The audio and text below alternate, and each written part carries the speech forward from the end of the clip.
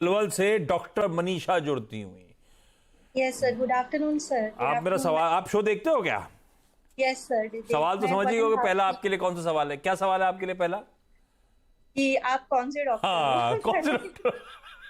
Yes sir. Sir मैं आपकी बहुत बड़ी फैन हूँ।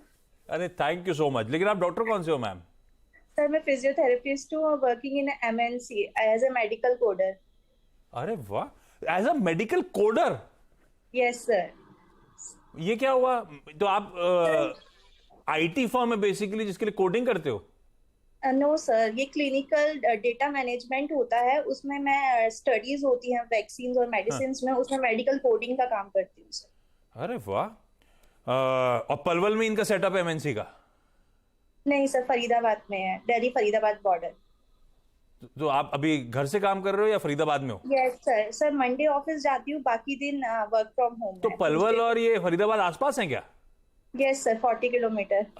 40 मेरी किलोमीटर कम। ऑफिस 40 किलोमीटर है, मेरा ऑफिस में तो वीक में 1 डे जाती हूँ सर। अरे वाह। अच्छा डॉक्टर मनीषा मैम, पहला सवाल कौन सा? सर मैंने ABF RL के शेयर्स लिए हैं, 500 shares at the rate of 201। तो मुझे शॉर्ट टर्म के लिए 2 to 3 मंथ्स मुझे ये जानना है कि मैं इसे कब तक होल्ड करूं या लॉन्ग टर्म एक्सटेंड करूं।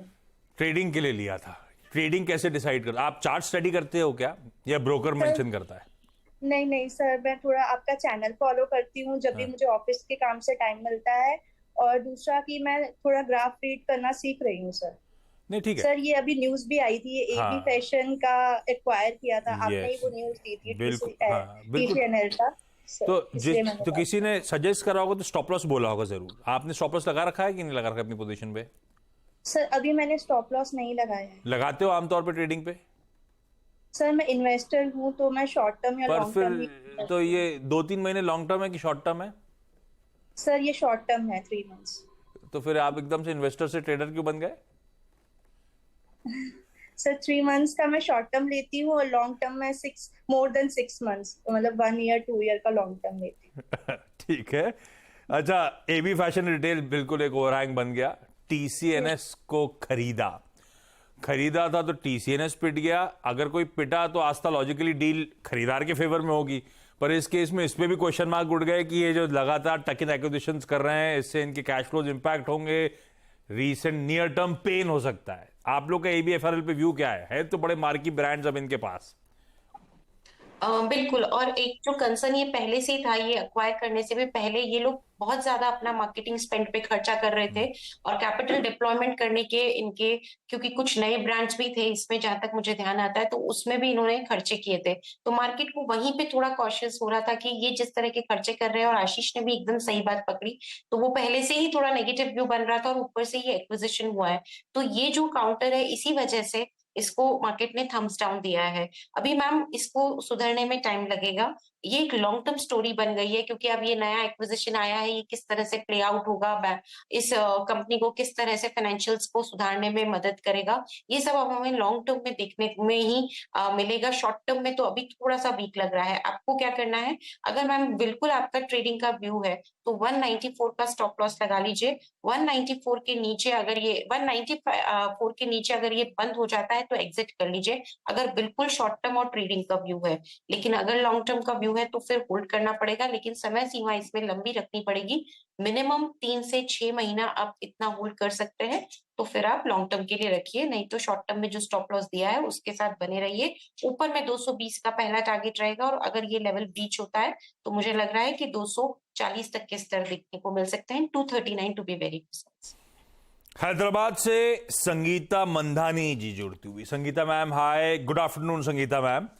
संगीता मैम, आप गुड कब से जुड़े आफ्टरनून। हो शेयर बाजार से? आपकी आस्था के लिए पहला सवाल, ज्यादा इंपॉर्टेंट क्वेरी कौन सी है मैम?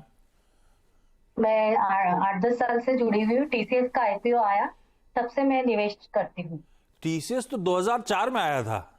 तो अब हाँ तो 20 साल होने को आ गया आपको। हाँ अरे वाह। टीसीएस रखा हुआ है तब का क्या? हाँ। अरे वाह, कितने शेयर हैं धीरे से बताओ कान में। वो तो 95 में आईपीओ कितने का आया था? 95 का आया था ना? हाँ हाँ। अरे गजब बना रखा है आपने पैसा। अच्छा चलिए, ऑन अ सीरियस नोट, इस समय कौन सा पहला स्टॉक है? एक्रिसिल। एक्रिसिल है ना? हाँ। कितने स्टॉक्स लिए हुए हैं या लेने का मन बना रहे हो, क्या सवाल है मैम? नहीं, अभी अभी मेरा इन्वेस्टमेंट जारी है इसमें। मुझे इसमें रखना है, इन्वेस्टमेंट जारी रखना है। मेरा टारगेट 1000 रुपीज है, तो रखूं? 125 पे खरीदे हुए हैं, 600 पे चल रहा है। हाँ। अरे वाह। और 1000 का टारगेट कहां से आया था संगीता मैम? कोविड के पहले ये शेयर 900 तक चला गया था, तो तब से मैं वेट कर रही हूँ। तो आप एक्चुअली मान मेरे के पास चलो 800 हाइस वापस थे। आएंगे, इसका इंतजार कर रहे हो आप? हाँ। चलो इंतजार जो भी हो, लेकिन फ्रूटफुल रहा ये इन्वेस्टमेंट, 4 गुना पैसा बन चुका है। पर ये दिल मांगे मोर, आस्था 900 1000 का भाव मिलेगा क्या? देखिए, अभी तो चार्ट्स में तो ये तेजी में ही बना हुआ है, बने रहिए, कोई दिक्कत नहीं है। लॉन्ग टर्म में मुझे लग रहा है कि अच्छे यहाँ पे रिटर्न्स 900 1000 तो बहुत जल्दी होगा, देखिए आशीष बोलना, लेकिन फिर भी मैं अभी तक 750 तक तो बहुत ज्यादा कंफर्टेबल और श्योर हूँ कि 750 तक अगर ये तेजी पकड़ी तो वहां तक तो बिल्कुल जाने की ये दमखम रखता है, और उसके बाद 900।